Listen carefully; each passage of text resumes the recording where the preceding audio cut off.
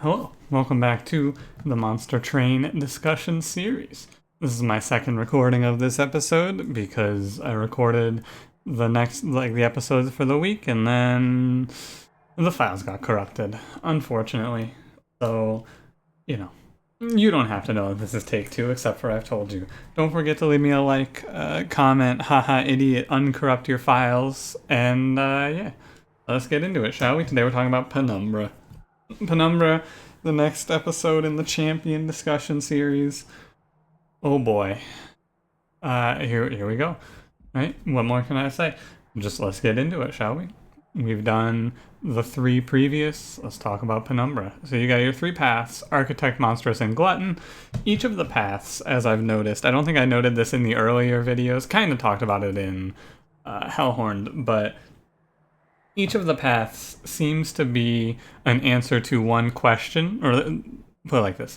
Each champion has two paths that answer a question, and then a third path that I think you're supposed to do as like a little mix it in to help support what your other path is doing, right? So for Penumbra in this case, here's your short version. If you just want my short, you don't want to watch the full video, you want a quick overview. Monstrous kills heavies, Glutton kills bosses, Architect is the mix-in, but you don't really mix in Architect because 2 to 3 on Monstrous and 2 to 3 on Glutton are just too much. So Architect you use on his own, and he's weird. He's very dependent on what your deck builds out.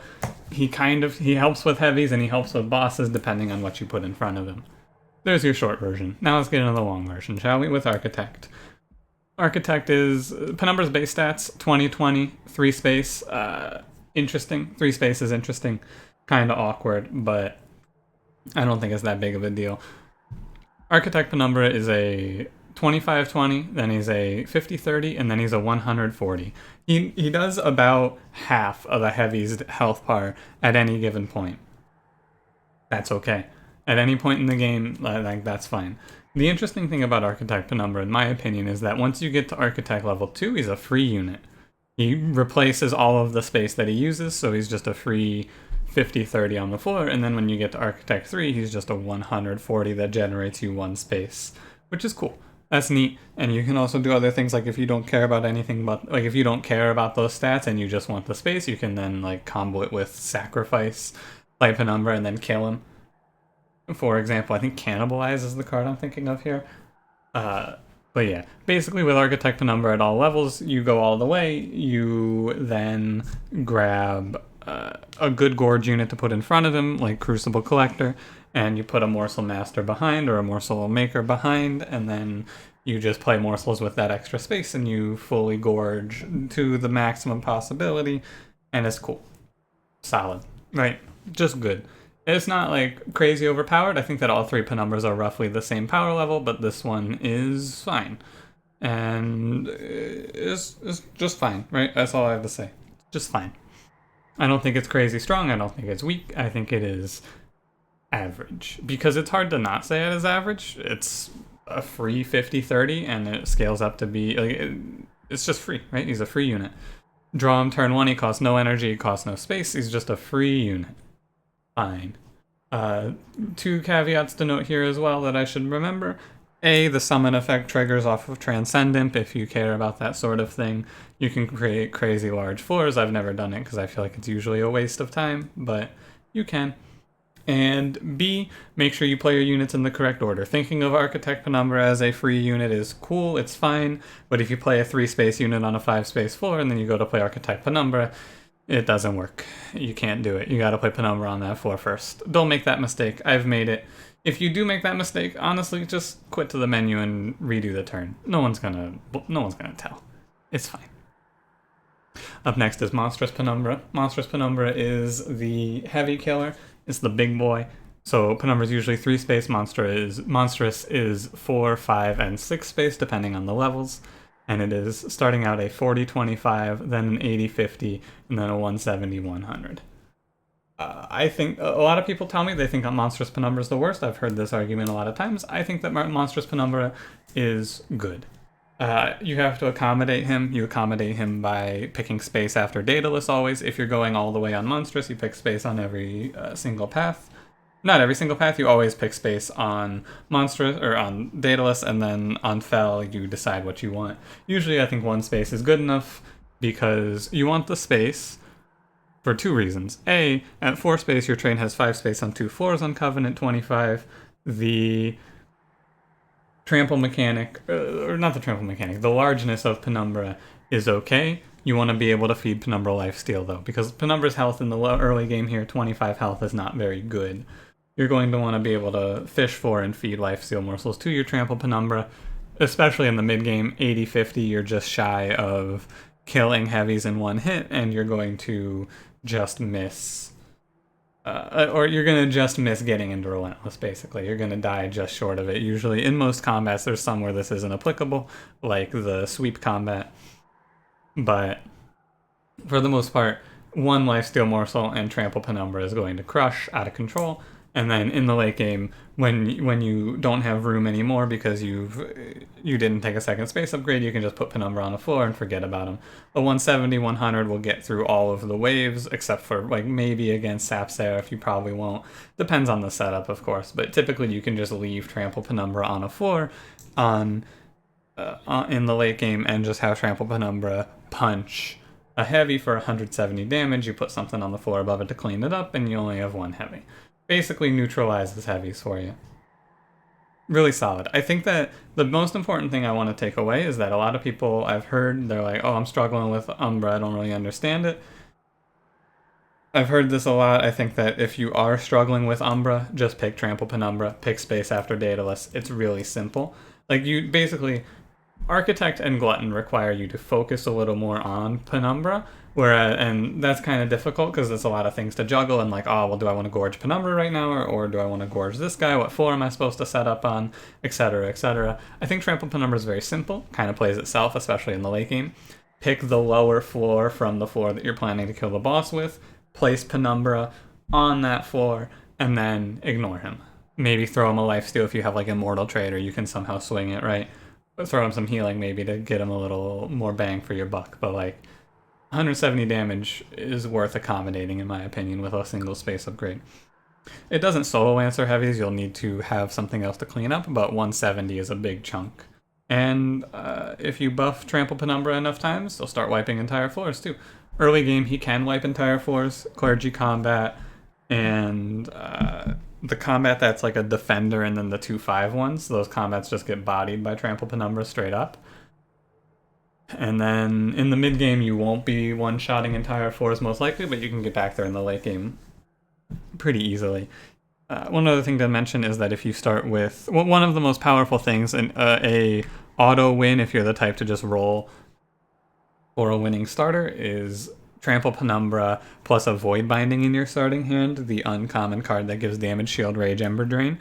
If you have that, you give it double stack -1, and then you duplicate it 4 times over the course of the run. You don't need any other units, you just stack all of those on Trample Penumbra, and Trample Penumbra will kill everything. I've done it, there's a video somewhere on the channel, I don't know what it's called or how you can find it, but not very helpful, but I have done it. You may have seen this video already, you can look through the channel if you want to try and find it yourself, but you can do it, and it's fun. Super buffing Trample Penumbra is cool. And yeah, I think that if you're struggling with Umbra, just play Trample Penumbra. It's really simple. I think that's it. I don't really have anything else to say. I guess watch out in the early game. Make sure that you're doing your math on if your Penumbra is going to get one shot on the turn you play it, especially against Clergy combats or damage trial takes. You got to be careful. 25 health is relatively fragile. Alright. Finally, Glutton Penumbra. The old Lifesteal Gorge. This is just base stats. You're a 20-20 and you're a 20-20 all the way through. Starts with Lifesteal 2 as well. And then it's Gorge +3/+1, Gorge +7/+3, and Gorge +15/5. Glutton Penumbra is probably the one that it answers bosses for you. That's what it is. That's all you need to know. However, this is a very strong late game unit, but in the early game +3/+1 is very underwhelming. And your biggest hurdle with this Penumbra is defeating Daedalus. I did this math, and if you gorge 20 times, which is going to give you +60/+20, setting you as an 80-40, And 20 times is a high number for a combat that is, at best, 9 rounds, and you only have 2 space to work with in those 9 rounds.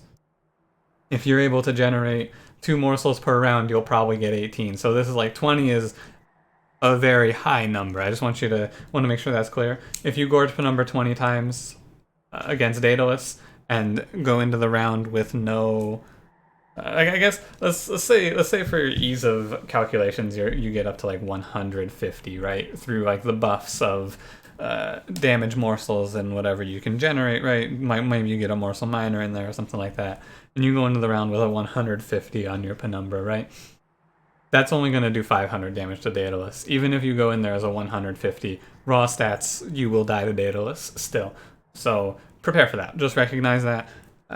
Doing hypotheticals of how much your Penumbra is going to do on average is cool and all, but it's hard to actually know. It's very contextual. How much space do you have to work with? What floor are you setting up on? How many morsels do you generate, etc., right? But just in even some of your best cases, you're still going to fall short, even if you're not careful. So prepare yourself, make sure you have a plan, lifesteal, damage shield, just chump blocking with morsels and train stewards for extra rounds, picking away at Daedalus, whatever it is. Whatever you're doing, make sure you're doing it well, because Penumbra as Glutton is very weak in the early game. You really struggle. First 2 bosses are pretty easy though, to be fair. You just have to answer that early heavies, but if you take like 8 damage from early heavies, it's not the end of the world.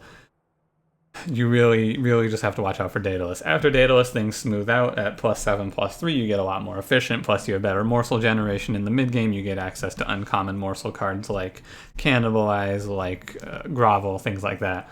And you're able to pump out some good, high-quality morsels, and you can also take space if you need to also allow you 3 gorges per turn, potentially. You get to scale up a lot better. You can much more easily defeat Fel. But and then in the late game, 15-5 is just out of control very fast. It takes like 10 gorges to get you to the point where you're able to beat bosses. Well, not really beat Seraph at 10 gorges. It's more like, but 10 gorges is a low number, and at 15 you're already killing heavies.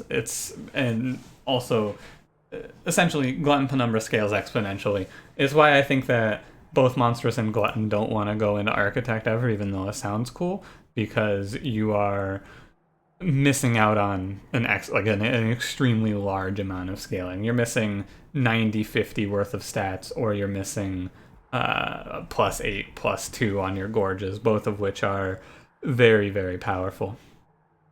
One final thing to note, something that I've heard people say they've done, but I've never managed to do myself, is 2 Glutton, 1 Monstrous, where you just have enough gorging on your Gorge Penumbra to get really, really big really, really quickly, and then you just pick up Trample. Yeah. You get the free Trample, and you just have Penumbra wipe entire floors for you. I've never been able to do it myself, but it sounds cool. Downside, of course, being that you go up to 4 size doing this, so you end up with less room to gorge with, among other problems. I've never been able to pull it off, but I also haven't tried too hard because I don't think it sounds that good.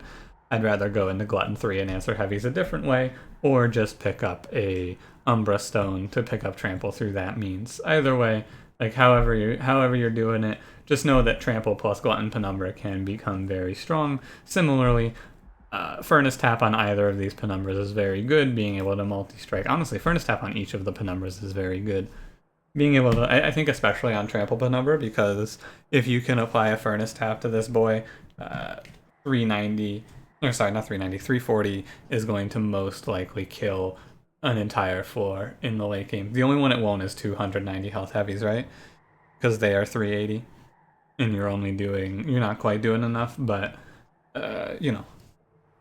Furnace Tap on either of these is very good, and I think that basically most of the Ember Drain cards are good with Trample Penumbra, aside from, like, Perils. Honestly, it's just Perils, because the Lifesteal one is usually worth the 2 lost energy as well. And yeah, that's Penumbra. Again, in short, in summary, Architect Penumbra's weird. Probably don't pick it if you're struggling with Umbra. Monstrous is the easiest one. Glutton requires the most finessing.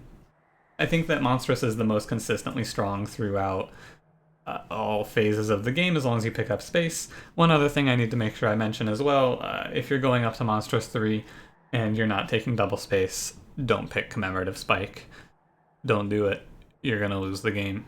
6 space and you start with a morsel on the floor, you lose the game. You can't play Penumbra and you fall so far behind. Don't do it. It's not worth it. It's really not worth it. It's really not worth it. Anything else I want to squeeze in here last minute? Let me think about it. No, I don't think so. Pick Monstrous if you're struggling, or branch out once you start to get a little more experience and try out Glutton, try out Architect. If you're really struggling to get Glutton going, only just train yourself. Don't pick it unless you start with a card that generates you morsels or an artifact that starts you off with morsels or like a double gorge artifact, right? So like start with Shade Lamp or the 1 morsel per turn artifact I think is Mask of Penumbra. Or no, it's Lost Antumbra or Abandoned Antumbra. Either way.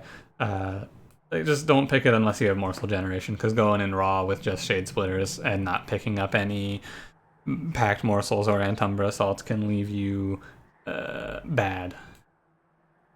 Yeah. That's it. Thank you for watching. The end.